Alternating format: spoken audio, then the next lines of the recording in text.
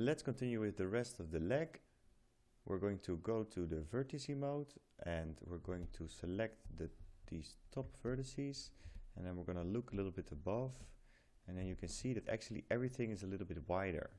So this is a little bit skinny and this is a bit wider. So we're going to just go and hit R, and we're going to scale with Control selected.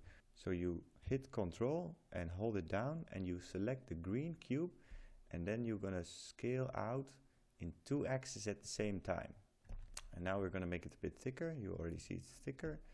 And now we just have to select the rest of the vertices, and we're just going to scale them only out in this axis. So I'm just going to drag out this red cube, and now we only have to reshape stuff a bit. So we're going to just select the back of these vertices, hit W to go to move mode,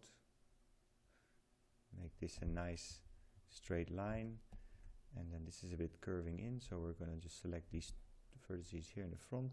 And always just make sure that whenever you're selecting something that you don't select something accidentally at the back.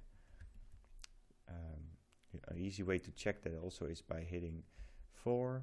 So you go to wireframe mode. So for example, if I accidentally select this extra vertex that I don't need, so if I hold down Control and I drag a selection, then I deselect what I don't want. So let's go back to 5.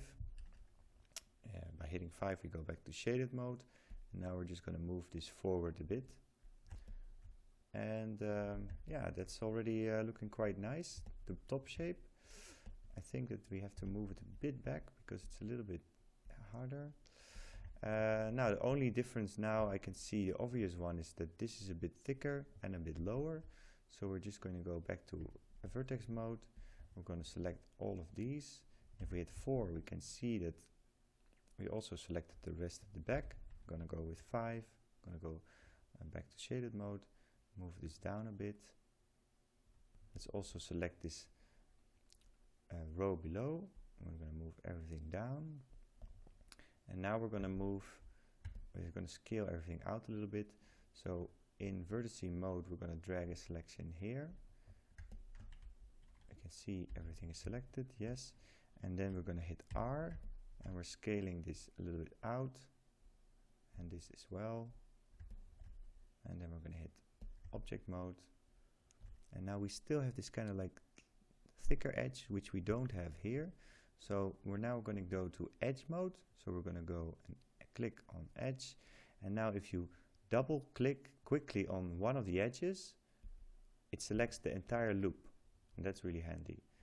So let's scale this out a little bit in this direction and a little bit in this direction. And then we're going to move it down a little bit. And we'll go back to object mode. Now that already looks a lot more like this. That's great. And let's do one more tweak. We're going to go to the faces at the bottom, and we're just going to scale them in a bit. So let's get a bit more round. So we go back to object mode.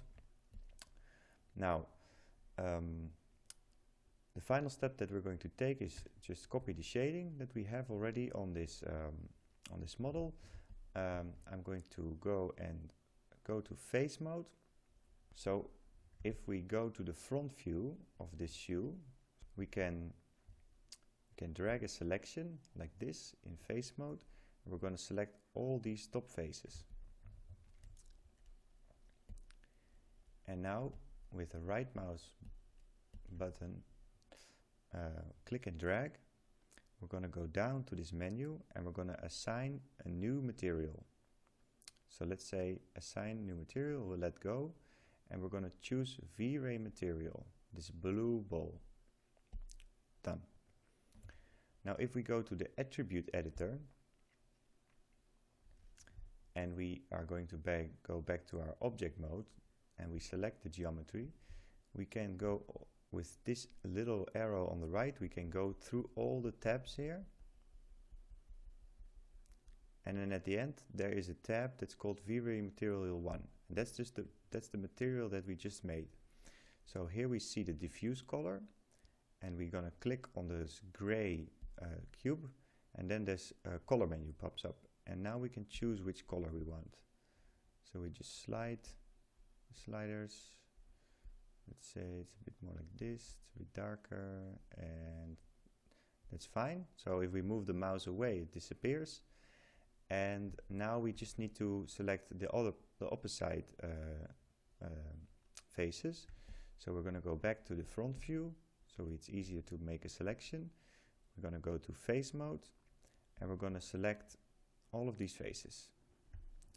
Now, an easy trick is actually to just select a little bit more, and then with Control, you deselect the faces that you don't want.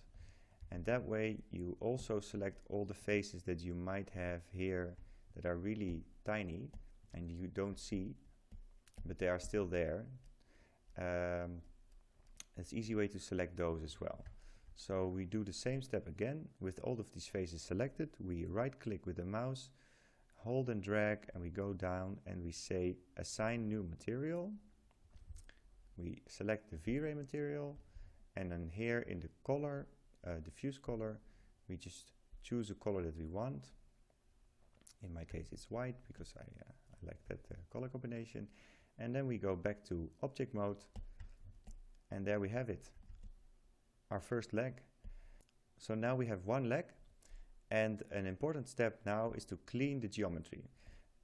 If you go to your channel box, you see all of this history. And basically, whenever you are finished with a model, you want all of this history to be gone because you want your model to be as clean as possible.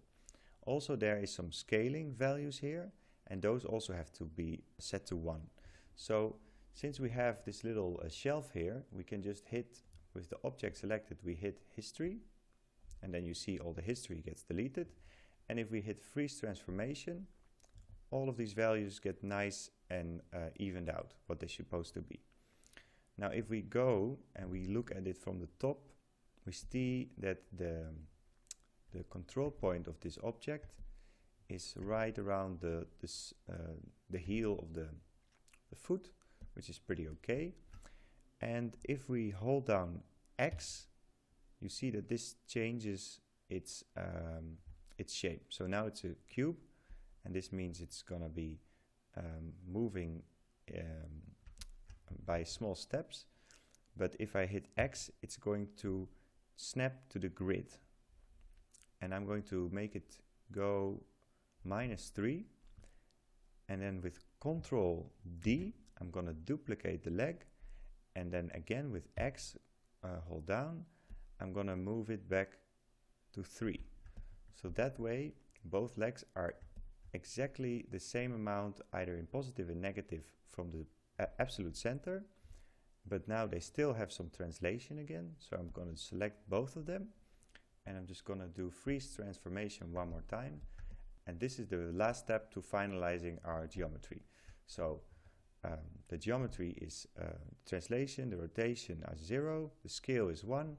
We don't have any history anymore, and that's what we want. So in the next tutorial, we're going to make the body. It's actually a little bit easier than the leg, so the hardest part is already done.